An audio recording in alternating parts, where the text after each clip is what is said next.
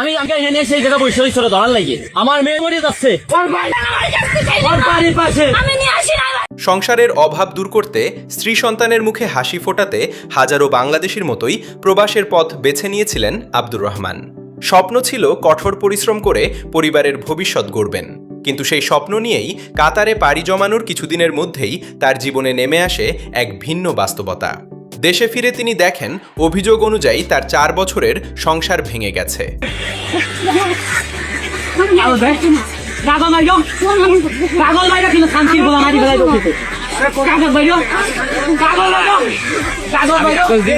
ভাই আমার বউ আমার 4 বছরের সংসার, আমার বাচ্চা 2.5 বছরের বাচ্চা।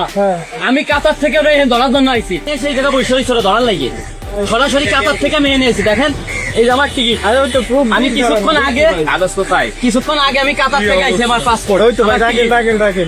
আমি কালকে রাত্রে টিকিট কাটছি কাতার থেকে ওটা ধরার জন্য। আমার মেয়েটা কাইন্দে মরে যাচ্ছে, 2.5 বছরের মেয়ের ছবি রয়েছে আমার কাছে।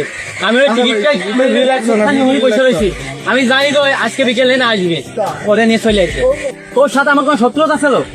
আমার সংসার কেন ভাঙি? ভাই আমি তো আমার 2.5 বছরের মেয়েটা কেন ভাঙি নাই? ভাই একটা কিছু দেবেন? আমি কাতার থেকে সরাসরি এনে করে ধরার জন্য, আমার এই যে ডকুমেন্ট আমি কালকে টিকিট করে এখানে আমি বসে রয়েছি ওরা ধরার জন্য। আমার 2.5 বছরের মেয়ে। ভাই আব্দুর রহমানের দাবি, কাতারে যাওয়ার পর ভালো কোনো কাজ পাওয়ার আগেই তিনি জানতে পারেন তার অনুপস্থিতির সুযোগে স্ত্রী অন্য একজনের সঙ্গে সম্পর্কে জড়িয়ে পড়েছেন। খবরটি জানার পর আর প্রবাসে থাকতে পারেননি তিনি, দ্রুত দেশে ফেরার সিদ্ধান্ত নেন। তার ভাষ্য, কাতার থেকে টিকিট কেটে সরাসরি দেশে ফিরে বাড়িতে না গিয়ে স্ত্রীকে খুঁজতেই ঘটনাস্থলে চলে আসেন। স্থানীয়দের সামনে আবেগঘন কণ্ঠে আব্দুর রহমান দাবি করেন তিনি কাতার থেকে সরাসরি এসেছেন শুধুমাত্র স্ত্রীকে খুঁজে বের করার জন্য।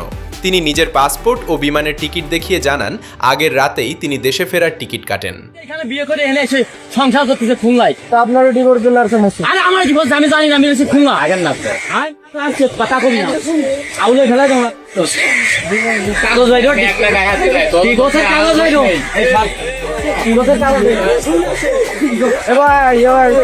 ওনারও দোষ নয় আপনারও দোষ। তার অভিযোগ, 2.5 বছরের শিশুকন্যাকে বাড়িতে রেখে তার স্ত্রী অন্য একজনের সঙ্গে চলে গেছেন। শিশুটি মাকে না পেয়ে প্রতিনিয়ত কান্না করছে বলেও দাবি করেন তিনি। আব্দুর রহমান আরও অভিযোগ করেন তার স্ত্রী বর্তমানে ওই ব্যক্তির সঙ্গে খুলনায় বসবাস করছেন।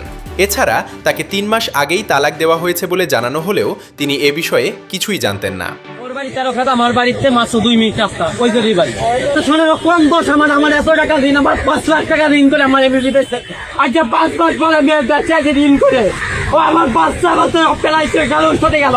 ওর বাড়ি আমার ওর বাড়ির পাশে, ও আমার বাড়ির পাশে বাচ্চা পারি আমার বাপ মা ধরে ফেলাবো।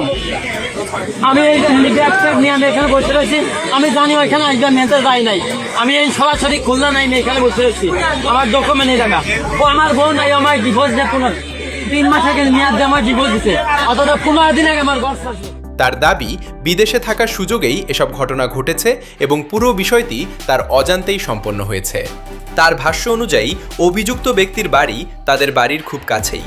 তিনি অভিযোগ করেন প্রবাসে থাকাকালীন সময় থেকেই তাদের মধ্যে সম্পর্ক গড়ে ওঠে। পরিবারের ভবিষ্যতের কথা ভেবে তিনি প্রায় 5 লাখ টাকা ঋণ করে বিদেশে গিয়েছিলেন, কিন্তু সেখানে স্থায়ীভাবে ভালো কাজ না পাওয়ার আগেই সংসার ভেঙে যাওয়ার খবর তাকে দেশে ফিরতে বাধ্য করে।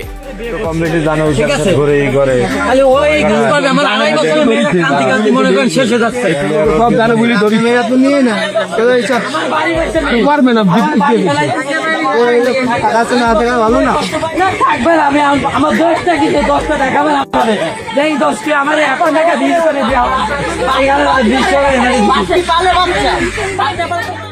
এছাড়াও আব্দুর রহমান অভিযোগ করেন স্ত্রীর প্ররোচনায় তার বিরুদ্ধে আদালতে একাধিক মামলাও করা হয়েছে, তবে এসব মামলার বিষয়ে তিনি আগে থেকে কিছুই জানতেন না বলে দাবি করেন।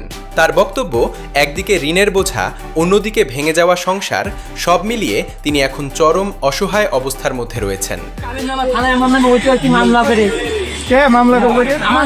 আমি অত্যাচার করে আমি ওটা দিয়ে চাই ভাই, আমি আমি কিন্তু জানি না ভাই। তুমি তোমার বউর অত্যাচার তো মামলা করেছো নতুন স্বামীরা। তুমি মামলা করেছো কি তুমি ও বললে তুমি আবার সাপোর্ট করছো আবার তোমাদের মতো মানুষ তো পাড়ায় মেরে হলো তাহলে উনি আপনার আমি পুরো 5 লাখ টাকা ঋণ আবার 5 লাখ টাকা ঋণ করে আমি প্রবাসে গেছি রাস্তাটা নেবা আইনের রাস্তাটা নেবা পুরো ঘটনায় বারবার উঠে এসেছে তার 2.5 বছরের শিশুকন্যার প্রসঙ্গ। আব্দুর রহমানের দাবি, সন্তানের ভবিষ্যতের কথা ভেবেই তিনি এত কষ্ট করে প্রবাসে গিয়েছিলেন, কিন্তু ফিরে এসে দেখছেন যে পরিবারের জন্য সব ত্যাগ স্বীকার করেছিলেন সেই পরিবারই আজ ভেঙে গেছে।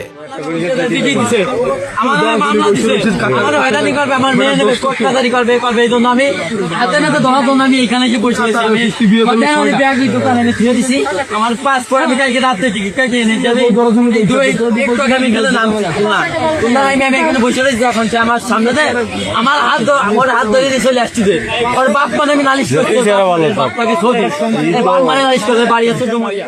অভিযুক্ত পক্ষের বক্তব্য কিংবা এ বিষয়ে আদালতের কোনো চূড়ান্ত সিদ্ধান্ত এই তথ্যে উল্লেখ করা হয়নি। ফলে অভিযোগগুলোর সত্যতা নির্ধারণে সংশ্লিষ্ট কর্তৃপক্ষের তদন্ত এবং আইনগত প্রক্রিয়ার ফলাফলের অপেক্ষা করতে হবে।